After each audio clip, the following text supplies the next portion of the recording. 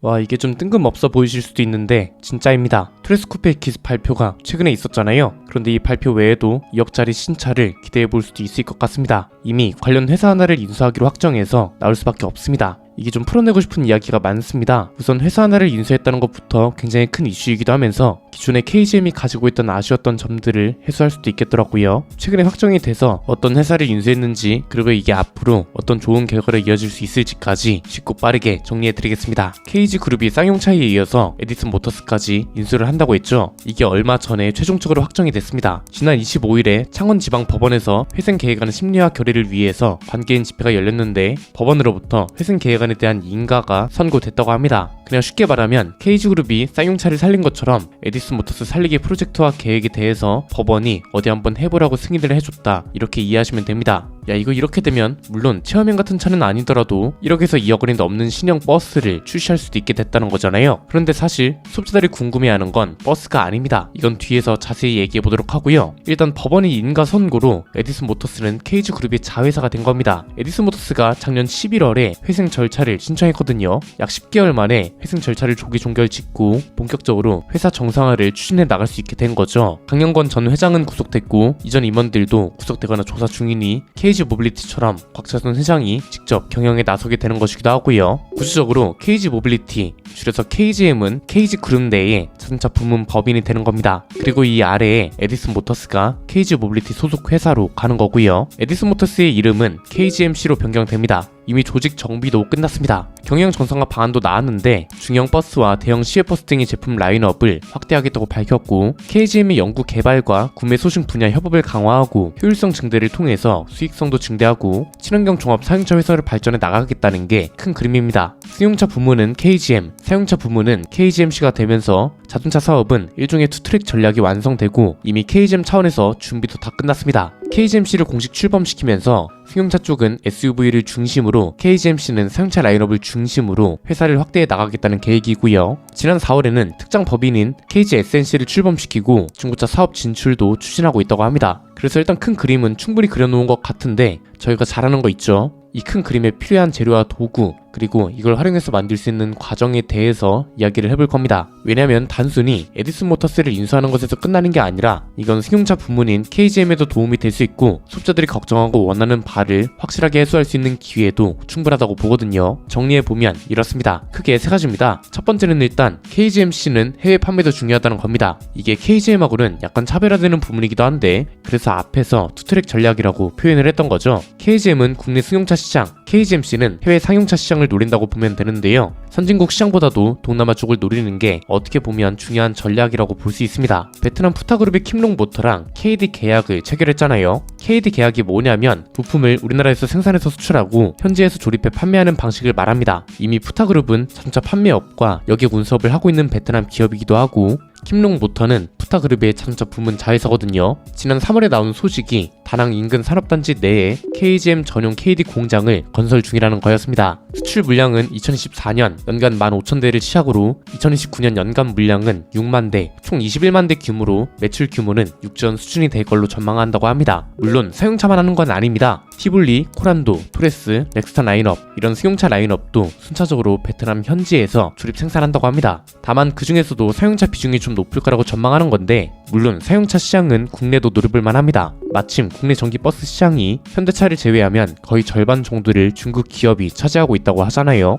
이게 사회적으로 꽤 문제가 되고 있죠. 버스는 가뜩이나 승용차보다 가격대도 높고 단위도 크기 때문에 국가 보조금도 상당합니다. 시외버스 기준으로 보조금만 1억 원이 넘기도 하잖아요. 국내 판매 시장도 노려보면 좋은 게 버스 회사도 그렇고 버스 이용자들도 그렇고 불안감을 덜 수 있죠. 자동 고장도 그렇고 최근에는 중산 버스 고장 문제로 인한 사고 뉴스도 꽤 자주 나오고 있잖아요. 그래서 해외 시장뿐만 아니라 국내 시장도 틈새 시장이 충분히 열려있다는 거고, 만약 이게 잘 돼서 계획대로 신형 버스가 1억에서 2억 사이로 나와준다면 국가 보조금도 생각했을 때 손해볼 장사는 아니란 거죠. 그런데 이건 기업이나 버스 회사, 지자체 정도나 관심 가질 만한 일이고요. 두 번째는 에디슨 모터스 공장을 승용차 생산에 또 활용하면 어떨까 싶습니다. 이게 좀 중요한 이유가 지금 KGM이 가지고 있는 신차 계획이 예정보다 훨씬 탄탄한 상황입니다. 토레스 내연기관차를 시작으로 토레스 전기차, 토레스 픽업 트럭, 토레스 쿠페, KR10, F100, 여기에 시간이 지나면 토레스 페이스리프트, 티볼리 풀체인지 이런 것들도 포함될 겁니다. 차종마다 종류도 다양하죠. 내연기관 모델만 있는 게 아니라 하이브리드에 순수 전기 모델까지 있잖아요. 당연히 평택 공장 하나로는 벅찹니다. 토레스 전기차 보증 내용 이야기를 했더니 택시 모델로 대박나는 거 아니냐는 소리가 꽤 많이 나오더라고요.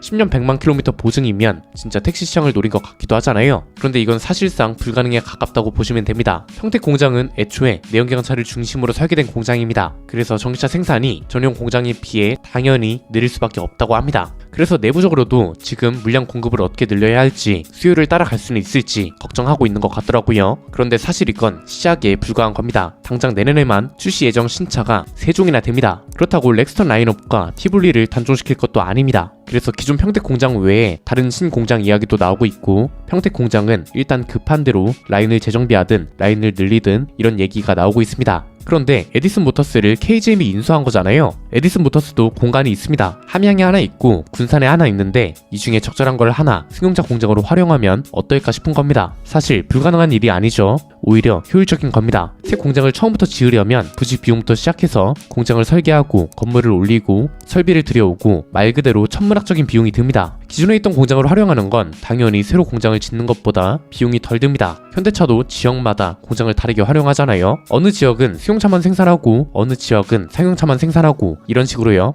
에디슨 모터스도 군산 공장은 애초에 비어 있습니다. 에디슨 시절에 군산 공장을 활용하는 모습을 보면 이렇게 큰 공장에서 고작 이 정도만 사용을 하고 있습니다. 버스 라인업이 늘어서 공간을 더 사용한다 해도 이 큰 공장을 모두 사용하진 않을 겁니다. 어차피 베트남은 부품만 수출해서 현지에서 조립 판매를 하게 되는 거고, 국내 물량은 함양 공장도 있고 군산 공장까지 100% 가동하진 않을 거란 말이죠. 그래서 만약 군산 공장에 승용차 라인도 들여놓는다면 전기 버스를 생산하던 곳이니까 여기를 아예 전기차 전용 공장으로 만들어서 전기 승용차도 이쪽에서 생산할 수 있게 하든지, 아니면 상용차 중심 공장이라고 해서 픽업 트럭 라인업을 모두 여기서 생산하든지 방법은 많다고 봅니다. 그래서 오늘 이걸 좀 비중 있게 다루는 겁니다. 사실 상용차 쪽은 소비자들이 큰 관심을 가질 이유가 거의 없는데 승용차 쪽에 활용할 수 있는 공장이 있고, 이걸 잘 활용하면 승용차 소비자들한테도 큰 혜택이라 보기 때문에 상용차 중심의 내용임에도 불구하고 비중 있게 말씀을 드린다는 거죠. 아마 회사 내부적으로도 이런 걸 검토하고 있지 않을까 싶습니다. 어차피 버스나 트럭만으로 함양하고 군산 공장을 100% 가동하긴 벅찰 겁니다. 버스라는 게 승용차만큼 수요가 많은 것도 아니고 단위만 클 뿐인 거잖아요. 무엇보다 지금 승용차 시장 점유율도 높여야 하는 상황이기 때문에 충분히 고려 중이지 않을까 싶고요. 세 번째는 이런 모든 게 가능하려면 에디슨 모터스 때의 나쁜 관행들을 KGM으로 넘어오면서 완벽하게 해소하는 게 중요하다는 겁니다. 이전 에디슨 모터스의 임원들이 나쁜 임원들이라 불렸던 이유가 뭔가요? 국가 사업을 부적절하게 이용했다는 게 문제죠. 예산 지원이 있으면 진짜 써야 할 곳에 써야 하는데 일종의 편법으로 예산을 받아가서 적절히 활용하지 못했다는 평가가 많았잖아요. 앞에서 군산공장 잠깐 보여드렸는데 왜 공장을 겨우 이거밖에 활용하지 못하고 있겠어요? 작년 연말까지 전기 화물차 2,500대를 생산하겠다고 했습니다. 그런데 실제로 생산된 화물차는 50대에 불과했습니다. 서울하고 경기도에 마을버스로 중형버스 99대를 납품한 실적이 전부였는데 올해는 작년 연말까지 4,270대를 생산하겠다고 했었습니다. 계획을 제대로 이행하지 못했다는 거죠. 이 당시 공장을 매각한다는 소문까지 있었고 군산형 일자리 사업을 이용한 게 아니냐는 의문도 있었습니다. 무엇보다 중국에서 반제품으로 버스를 들여와서 군산에서는 조립만 하는 걸로 확인이 되면서 이것도 논란이었죠. 보조금이 막대하게 들어갔습니다. 그런데 일자리 보조금 취지는